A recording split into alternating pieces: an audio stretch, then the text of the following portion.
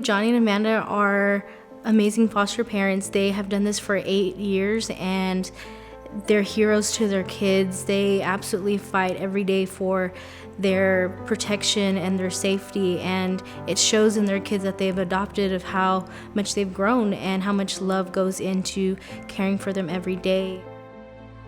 We started fostering just because I wanted to help when we saw an episode of Sunday's Child. And so they had this little boy in there, and he was so cute. And then they put the staggering amounts of how many children were in care, how many foster homes were needed and stuff. I talked to Johnny about it, and he said, let's talk to the kids.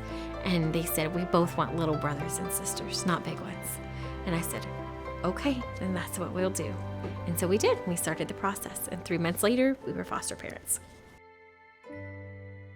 I just couldn't do that is the most common phrase that we get from everybody. And my question back to them is, why couldn't you do that? It doesn't take anybody special, but why couldn't you do that? Because all of these kids need a home. Could you be that home for them? Could you be that spot that they needed for however long it was going to be? And most of them reconsider and be like, maybe I could do that. And then somebody says, well, we have a fear of getting attached. So do we. We get attached, we get our hearts broken, but we do it again. And we would do it again because I'd rather my heart to break than that child's heart to break again.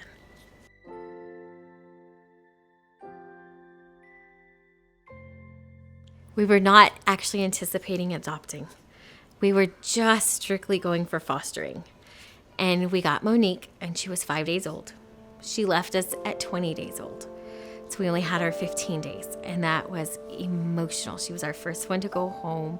It was hard. It was heartbreaking, and I was like, I don't know if I can do this. And then we get her back home, and I was like, I'm sorry, but she's not going anywhere again. Like, she's not. So we decided to adopt. And then later comes Jesse, and he went quickly to adoption. He wasn't going anywhere either. Then came Jonathan. Same story. He wasn't going anywhere either. So Sebastian, we got a call December 5th, and they said, we have this baby. He's in the NICU. He's ready to be discharged. He's had some incredible obstacles to overcome due to prenatal drug use in the mother. I didn't hesitate in taking him, and I didn't really have any fears at first. My fears didn't start until I had to perform CPR on him 12 days after we got him. Then my fears kicked in. And then I was like, can we do this? Like, are we ready for this? And I got his prognosis, and they just, every time the doctors just keep saying, we don't know how long he has to live. Nobody knows how long he has to live. And I left it to God, and he has taken care of it. We've always figured it out.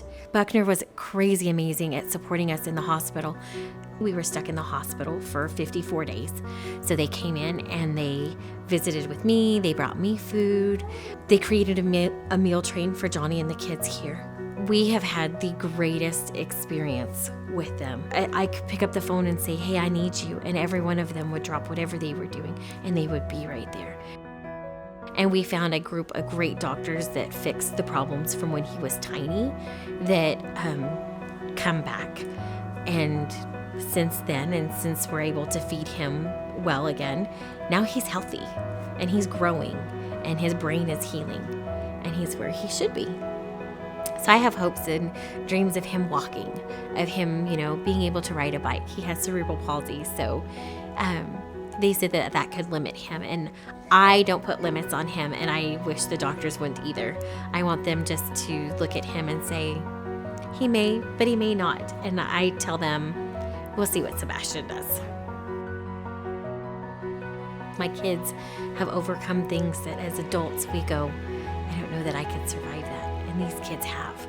And they're still happy. They're still playful. They're still succeeding in different things. They're my heroes.